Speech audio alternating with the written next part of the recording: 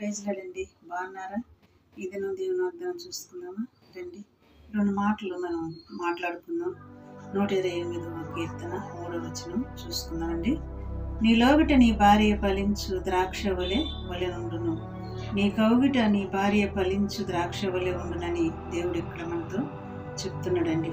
నీ భోజనపు బల్ల చుట్టూ నీ పిల్లలు ఒలీవ మొక్కల వలె ఉందురు అంటున్నాడు దేవుడు. ఒలీవ మొక్కలు మరి మంచి చెట్లు, అవి మంచికి సూచనగా ఉంటాయి. అవి ఈ ఒలీవ చెట్టుకున్న గుణగణాలు ఏమిటి అంటే, ఈ ఒలీవ చెట్టులో ఉన్న కాయలు తీసి ఈ ఒలీవ కాయను దంచి ఈ ఒలీవ కాయల నుంచి వచ్చిన నూనెని దీపస్తంభములు పోసేవారు.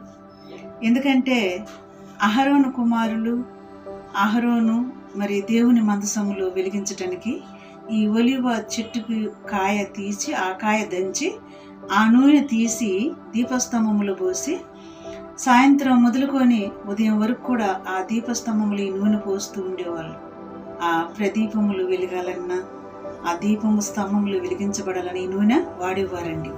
ఈ నూనె మరి ఈ చెట్టుకున్న గుణగణాలు ఏమిటంటే, ఈ నూనె మరి ఈ చెట్టులు ఈ కాయలో ఉన్న నూనె తీసి ఈ నూనె అభిషేకానికి కూడా వాడతారండి. ఈ నూనె ద్రాక్ష మరి ఆ ఒలీవ చెట్టు మరియు ఎలాగంటే, మరి ఒలీవ చెట్లతో దేవుడు మన బిడ్డలను పోల్చాడంటే, ఒలీవ చెట్టుకున్న మంచి గుణాలు మన బిడ్డలకు కూడా ఉంటాయని ఒలీవ చెట్లతో మన బిడ్డల్ని దేవుడు పోల్చాడు ఇక్కడ.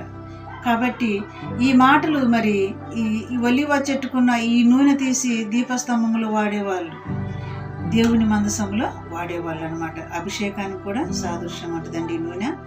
ఆత్మకి సాదృశ్యం ఉంటుంది, పరిశుద్ధాత్మకి సాదృశ్యం ఉంటుందండి ఈ నూనె. మరి ఈ నూనె మంచికి మరి ఫలించేవాళ్ళు ఈ నూనెతోటే అభిషేకించేవారు. ఎందుకంటే ఈ ఒలీవ నూనె అభిషేక తైలం అన్నమాట. ఎందుకంటే న్యాయాధిపతుల్లో మరి 9వ అధ్యాయంలో 9వ వచనంలో ఉంటుందండి ఈ చెట్టుకున్న గుణగణాలు.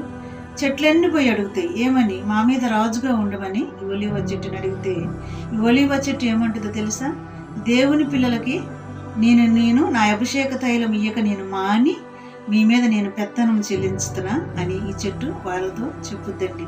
ఈ చెట్టు గురించి చాలా వివరించాలంటే చాలా టైం పట్టుద్ది. కాబట్టి ఈ చెట్టుకు ఉన్న గుణగణాలు మన బిడ్డలకు కూడా ఉండాలని దేవుడు మరి ఇంటి మాటలు మన హృదయములు కూడా నీరుగట్టి ఫలింపు చేయను గాక. మరి యెహోవా యందు భయభక్తులు కలిగిన వారు కూడా ఇలాగనే ఆశీర్వదించబడతారు. స్తోత్రములు ప్రభువా. ఈ మాటలు బిడ్డల హృదయములు నీరుగట్టి ఫలింపు చేసి సహాయం చేయమని యేసయ్య నామంలో అడిగి వేడుకుంటున్నాను తండ్రి. ఆమేన్.